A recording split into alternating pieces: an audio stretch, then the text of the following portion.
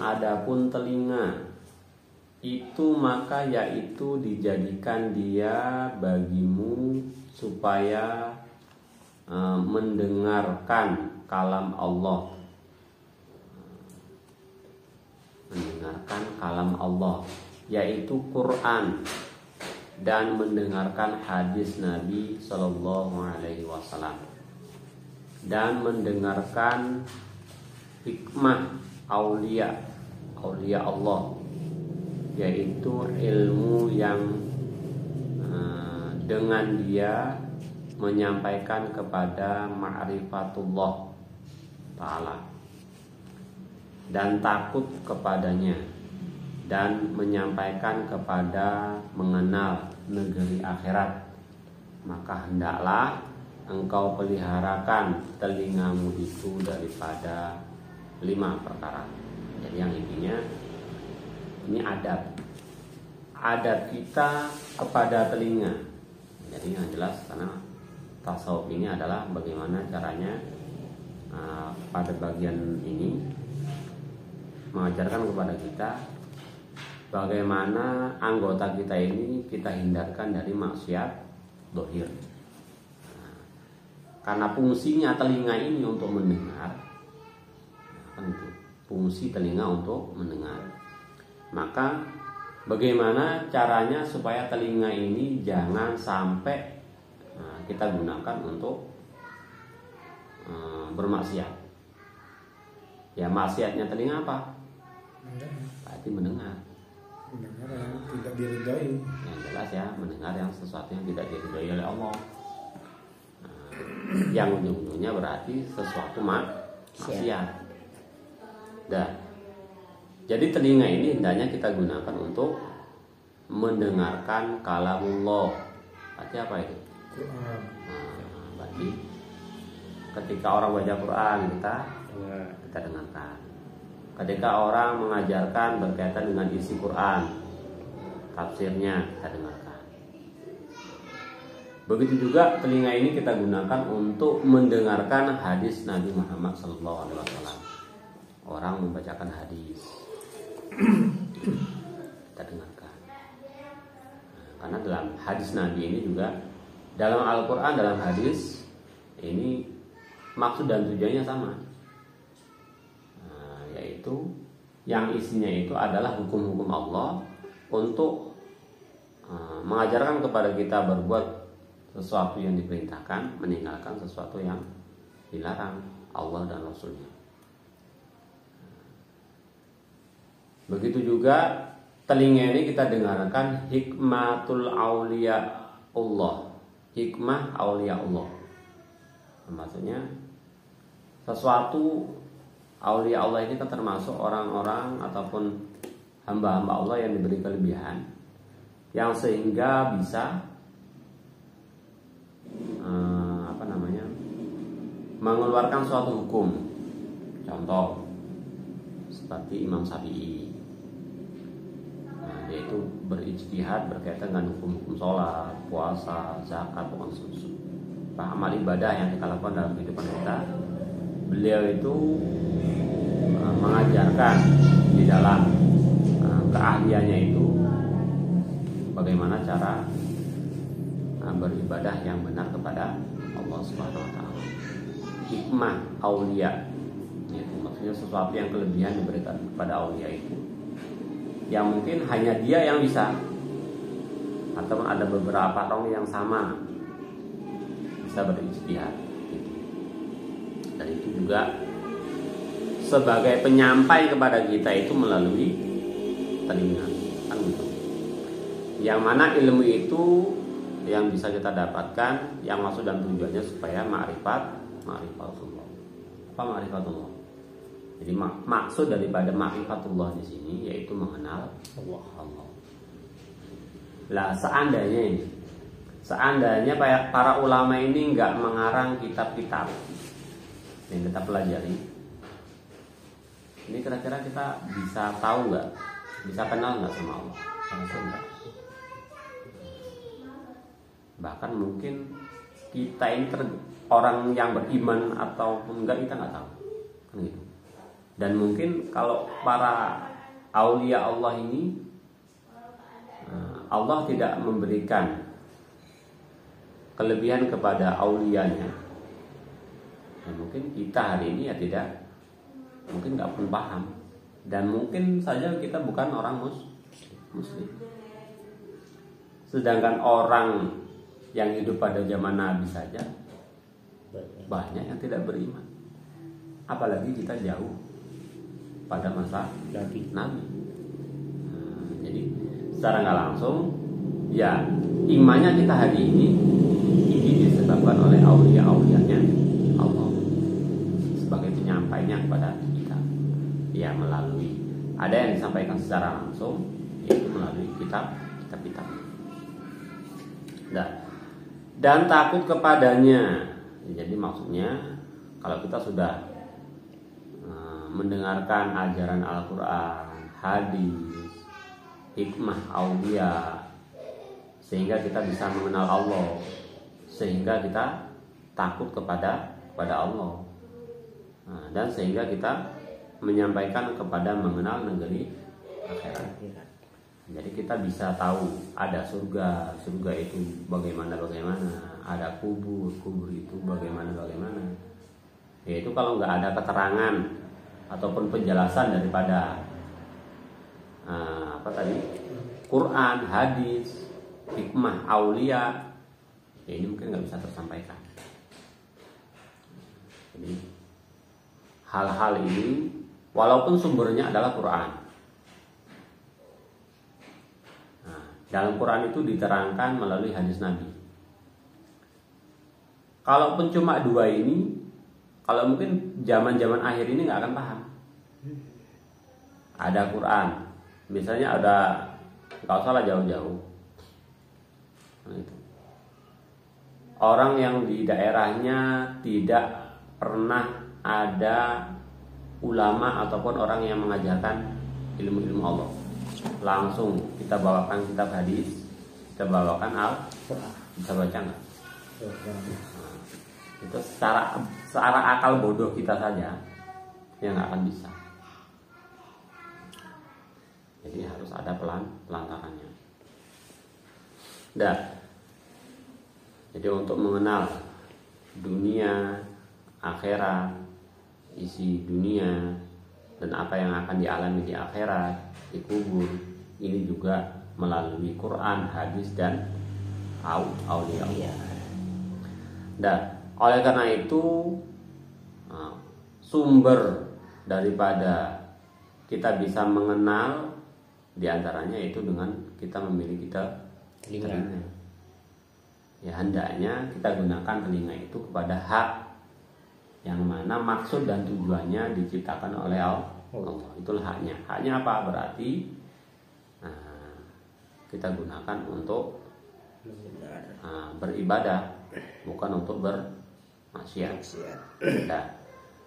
Makanya di sini telinga itu daripada 5 perkara. Maaf tadi. Maka hendaklah engkau peliharakan telingamu itu daripada 5 perkara. Berarti kita suruh jaga telinga kita, jadi jangan sampai melakukan 5 perkara ini. Yang pertama, engkau peliharakan daripada mendengar dengan dia kepada segala yang bid'ah, yang dicela, yang tiada muwafaqah dengan syariat. Bid'ah. Kalau kemarin bid'ah ini mungkin kalau secara umum memang kalau bid'ah itu adalah sesuatu yang tidak pernah dilakukan Rasul. Tapi di sini ada sambungannya. Bid'ah yang dicela. Yang dilarang itu bid'ah yang dicela. Bukan semua bid'ah. Nanti kalau semua bid'ah kita nggak boleh pakai peci. Kan zaman Nabi nggak ada peci. Nggak boleh pakai baju koko. Zaman Nabi nggak ada baju koko. Model rumah pun nggak kayak gini. Orang Arab mana ada rumahnya model seperti ini. Rumahnya kan rata, atapnya rata gitu. Ada dari daun kurma. Atap nggak boleh pakai seng. Zaman Nabi nggak ada seng. jangan pakai ambal. Nggak pakai ambal. Kayak tikar. Nah, zaman Nabi pakai kulit Iya, hewan. kulit hewan. Nah, Sekarang kan? kulit makan. Nah, sekarang kulit habis. Nah, yang intinya jangan kita gunakan telinga kita untuk mendengar bid'ah yang dicela. Tapi boleh. Kalau di sini katanya nggak boleh bid'ah yang dicela, berarti walaupun nggak ada pada zaman Nabi, tetapi itu bisa mendukung untuk kebaikan kita untuk melakukan ibadah kepada Allah Subhanahu Wa Taala, berarti boleh. Dan maksudnya yang tidak bertolak belakang dengan syariat, kan nggak masalah.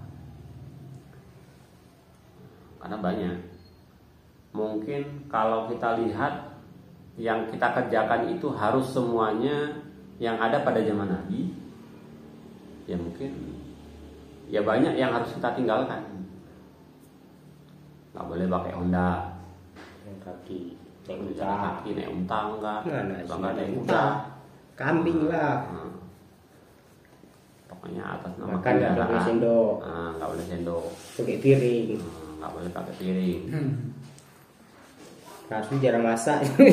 Masak. Kosmos pun nggak boleh pakai. Jadi banyak yang dimaksud di sini, tapi yang bid'ah yang dicela. Dan itu yang dilarang. Kedua, engkau peliharakan mendengar dengan dia akan orang yang mengupat orang, dan jangan engkau sangka dosa itu tertentu bagi orang yang mengata dengan dia, tetapi dapat pula dosa orang yang mendengar akan dia itu, seperti orang yang mengata akan dia. Jadi orang ngupat itu bukan yang ngupat aja, tapi yang mendengarkan juga sama. Jadi nggak mungkin ada orang ngomong kalau nggak ada yang dengar. Kan nggak ada kita lihat orang Ngomong sendiri. Saya ngomong nih. Kalau bapak tutup telinga saya nggak ngomong. Entah apa ngomong. Nggak ada yang dengerin. Nggak ada yang dengerin. Nah, tentunya ada yang mengupat ini, ada yang mendengarkan. Nah, jadi hendaknya kita telinga kita ini jangan kita gunakan untuk mendengar orang yang mengupat. Sebagaimana hadis Nabi, inna mustami'a sariqul qaili wa huwa ahadun muhtabin. Artinya bahwa orang yang mendengar itu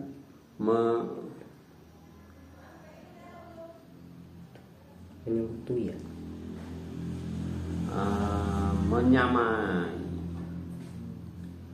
maksudnya sama, maksudnya apa itu maksudnya?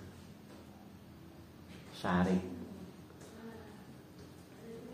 itu berarti orang yang mendengar itu menyamai orang yang bicara, yang ngomong. Jadi orang yang mendengar itu sama dengan yang ngomong. Dan itu satu daripada dua orang yang mengupat. Jadi maksudnya namanya mengupat itu harus ada dua orang. Kalau satu orang itu nggak ngupat, Gerundel. ngerasani. Ngerasani. Kalau ngupat itu harus ada dua orang. Harus ada yang ngomong, harus ada yang dengar. Gua goblok ini kan. Kita kan dibahas ini goblok ini. Satu ngomong yang jelek-jelek tapi didengar sama yang satu ya kan. Aku nggak ikut kok katanya. Aku nggak ikut kok nggak dengar ya kan. Di situ dia. Kalau pikir-pikir lu goblok orang dia. Ada. Jadi dua hal yang tadi jangan sampai kita lakukan. Telinga. Yang pertama, telinga jangan digunakan untuk kecuali mendengar sesuatu yang bid'ah. Yang kedua, jangan kita gunakan untuk mendengar orang yang mengupat. Yang ketiga, engkau peliharakan daripada mendengarkan dia kepada perkataan yang keji. Jangan kita gunakan untuk berkata-kata yang keji. Keji. Keji ini berarti kalau bahasa kita ini omongan-omongan jorok. Nah, jadi keji ini berarti ya caci maki lah. Nah, itu yang ketiga.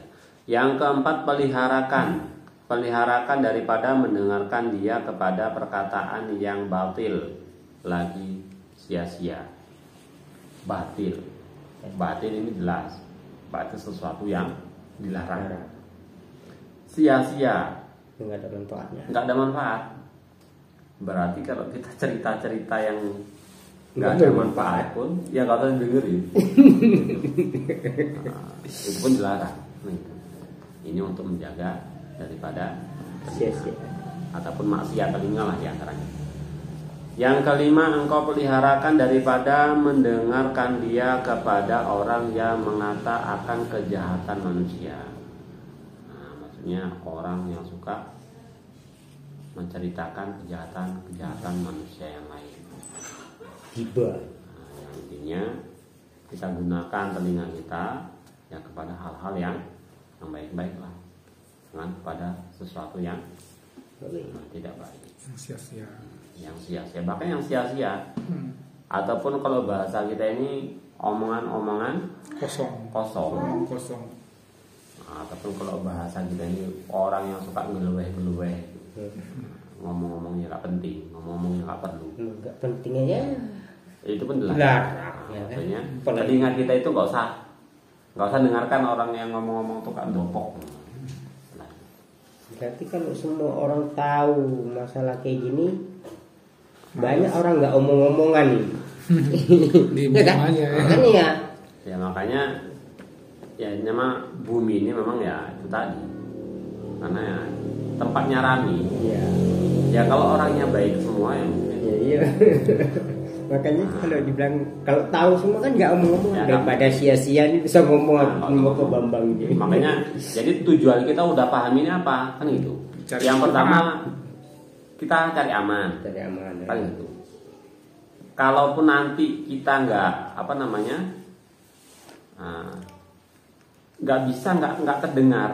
nggak bisa nggak terdengar, Iya. ya mending kita sibukkan dengan lain. Jadi omongan kita itu jangan menjadi sebab kita nanti menjadi provokasi ataupun provokator omong ke orang lain gitu. Ya mungkin kalau dia ngomong pun kalau langsung kita tinggalkan, Nggak enak. nah mungkin nanti dikira menghina pula kan gitu. Jadi ya kayak mana caranya supaya pokoknya omongan-omongan kosong dia itu nggak menjadi sebab kita bermaksiat yang lain. Nah, itu sekurang-kurangnya. Ya, mungkin kalau kita begitu, misalnya Pak Bambang lagi cerita nih, ngomongin orang. Oh, tinggal gigi. Kalau kita tinggal tiga, saya hati nggak dia? Cuma berdua pula ya. Ah, 52 pula itu. Kalau ada bertiga sih udah lah. Apa ini? Jadi ada cara-caranya. Jadi dengan cara halus. Ya diantaranya apa yang dibicarakan tadi nggak usah Dengar. ya kayak mana nggak didengar. Kalau dengar atau didengar, maksudnya nggak usah ditanggapi. Tanggapi. Karena kalau udah ditanggapi itu nyambung nambah terus. Lanjut nih.